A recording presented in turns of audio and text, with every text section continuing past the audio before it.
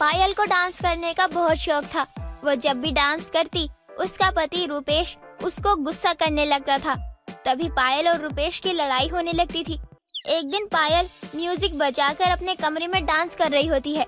तभी रुपेश घर वापस आता है और उसे आवाज लगाता है, पायल कहाँ हो तुम? जल्दी मेरे पास आओ, माँ का फोन आया है, तुमसे बात करनी है उनको। पायल।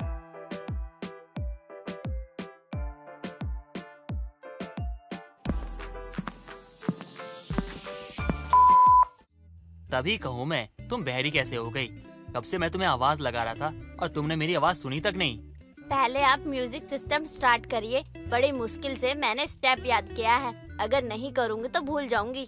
तुम्हें पता है ना ये डांस वांस मुझे बिल्कुल नहीं पसंद, तो फिर क्यों डांस करती हो तुम?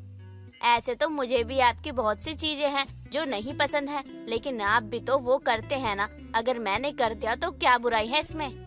देखो तुम ना अपनी आदत को ना बदल लो, वरना माँ यहाँ रहने आ जाएंगी तो तुम्हें बहुत परेशानी होगी। उस टाइम ना तुम मुझसे शिकायत मत करना, और करोगी भी ना तो मैं बिल्कुल नहीं सुनूंगा। माँ जी के आने पर मुझे कोई परेशानी नहीं है, क्योंकि माँ जी को पता है कि मुझे डांस करना पसंद है और उन्हें मेरे डांस करने से कोई एतराज नहीं है। यही तो दिक्कत है, वरना तुम्हें तो मैं बताता कि मेरी बात ना मानने का क्या हाल होता है। क्या सोच रहे हैं आप? अब बोलिए ना। कुछ नहीं बोलना है मुझे, मैं तुम्हें बस ये कहना चाहता हूँ ये डांस वांस ना मुझे पसंद नहीं है, तो ये सब ना मत किया करो। और मैंने भी आपको कई बार बोला है कि मुझे डांस बहुत पसंद है, इसलिए मैं इसे नहीं छोड़ सकती हूँ। मैं घर का कोई काम छोड़कर या अपनी किसी जिम्मेदारी को पीछे छोड़कर तो मैं अपने शौक को पूरा नहीं करती हूँ ना, तो फिर आपको प्रॉब्लम क्या है? मुझे तुमसे बात ही नहीं करनी है, तुम्हें जो ठीक लगे ना तुम वो करो। रुपेश इतना कहकर गुस्से में वहाँ से चला जाता है, जिसके बाद पायल अपने आप से बोलती है, लगता है मैंने कुछ ज्यादा ही झगड़ा कर लिया, मुझे इतना नहीं बोलना चाहिए। बेचारे इतनी गर्मी में बाहर से आए थे, एक गिलास पानी पूछने की जगह मैंने उनसे बहस कर ली। मुझे ऐसा नहीं करना चाहिए था, मुझे उनको रोकना चाहिए।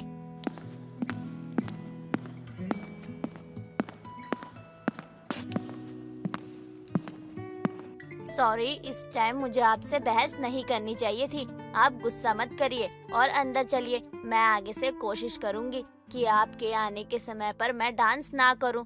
ना आप देखेंगे और ना ही आप गुस्सा करोगे।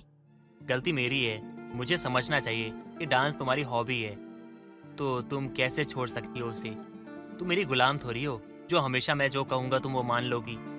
लेकिन जब मैं घर पे आऊँ ना तो कम से कम उस टाइम तो डांस मत करना। मैं ध्यान रखूंगी आगे से सब चीजों का, आप परेशान ना हो। चलिए घर चलिए, मैं आपको ठंडी कोल्ड ड्रिंक पिलाती हूँ, देखना उसे पीते ही आपका गुस्सा तुरंत छू हो जाएगा।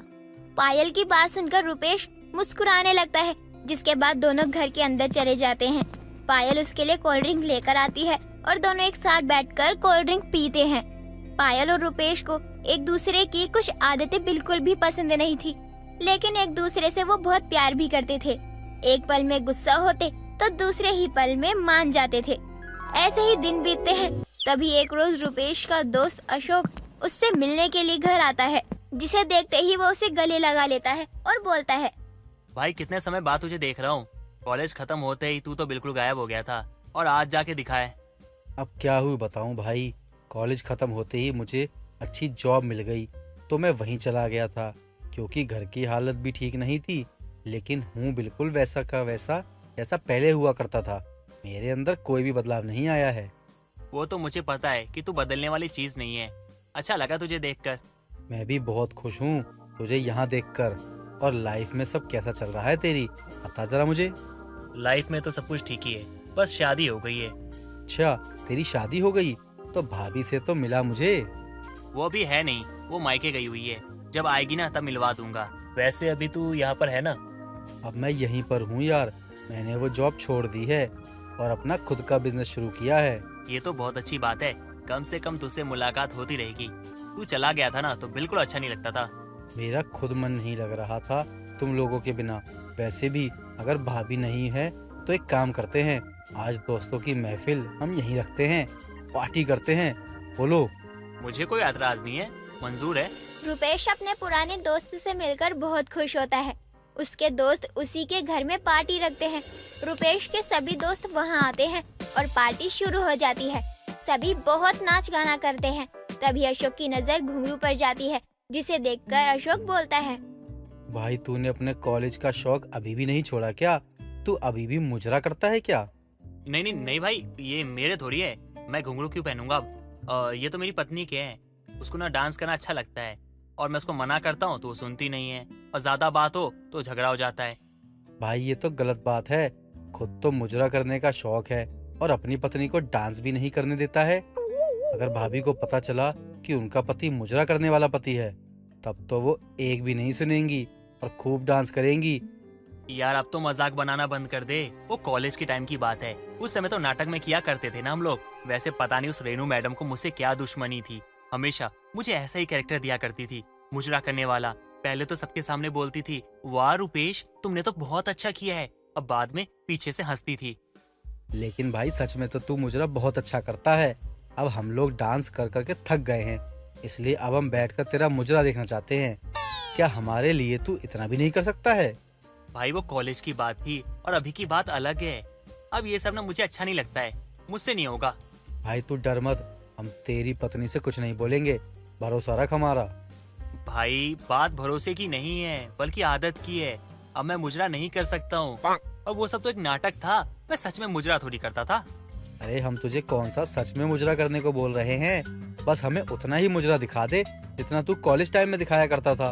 अशोक के साथ साथ उसके और भी दोस्त उसके पीछे पड़ जाते हैं और जबरदस्ती उसे घुंघरू पहना देते हैं। उसके इतना कहने पर रुपेश सबकी बात मान लेता है और घुंघरू पहनकर मुजरा करने लगता है। तभी उसके नंबर पर उसकी वाइफ का वीडियो कॉल आता है और अशोक नशे की हालत में कॉल उठाकर बैक कैमरा ऑन करके पायल को सब कुछ दिखा देता है और वो सब कुछ देख लेती है। वो अपने पति को घुंघरू पहनकर मुजरा करता देखकर हैरान रह जाती है और उसके पति का असली चेहरा उसके सामने आ जाता है। वो गुस्से में फोन कट कर देती है। अगले दिन पायल बिना बताए अपने घर वापस आ जाती है। रुपेश सर पकड़कर दरवाजा खोलता है और पायल को देखकर बोलता है, तुम कहाँ से आ गई? तुम तो परसों आने वाली थी ना। आज के बाद अगर आपने बोला कि आपको डांस से नफरत है तो आपके मुजरा करने की वीडियो मैं माँ जी को भेज दूंगी। कल की वीडियो कॉल की रिकॉर्डिंग मेरे पास है, समझ गए आप? कौन सी रिकॉर्डिंग? कौन सी रिकॉर्डिंग की बात कर रही हो तुम? और तुम सोचती क्या हो कि तुम मुझे बोलोगी कि मैं मुजरा करता हूँ तो मैं मान जाऊंगा? मैं क्यों मुजरा करूंगा? कल मैंने आपको वीडियो कॉल किया था ना, आपके किसी दोस्त ने उठा लिया होगा। मैंने सब देख लिया है और रिकॉर्ड भी कर लिया था ताकि आज आपको दिखा सकूं। मुझे तो पता ही नहीं था कि मेरा पति मुजरा करने वाला है। मैं नहीं मानता तुम्हारी कोई बात। और वैसे तुम्हें मेरे दोस्त के बारे में कैसे पता है? अभी भी आप नशे की हालत में है क्या? घर की हालत और आपके मुंह से ये बियर की बदबू सब बता रही है। और साथ ही साथ ये रिकॉर्डिंग भी, ये आप ही हो ना जो मुजरा कर रहे हो? वीडियो देखते ही रुपेश के मानो होश उड़ जाते हैं। उसके गले से आवाज नहीं निकलती और उस दिन के बाद से पायल बिंदास होकर डांस करना शुरू कर देती है। रुपेश चाहकर भी उसे रोक नहीं पाता था, क्योंकि जितनी बार वो रोकने की कोशिश करता था उसे अपनी मुजरा करने की वीडियो याद आ जाती है। दोस्तों अगर आपको ये कहानी पसंद आई तो इसे लाइक करें, शेयर करें और कमेंट करके बताएं कि कहानी में आपको सबसे अच्छा क्या लगा।